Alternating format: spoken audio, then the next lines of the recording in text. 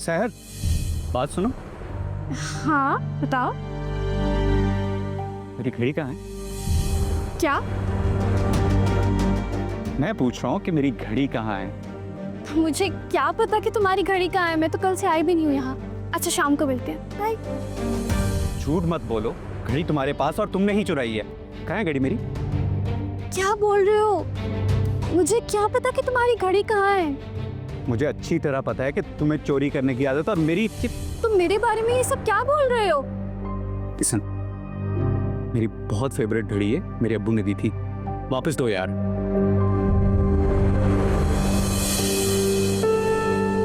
ओ please, ये ड्रामेबाजी मेरे सामने मत करो, मुझे मेरी घड़ी दो यार। सहर,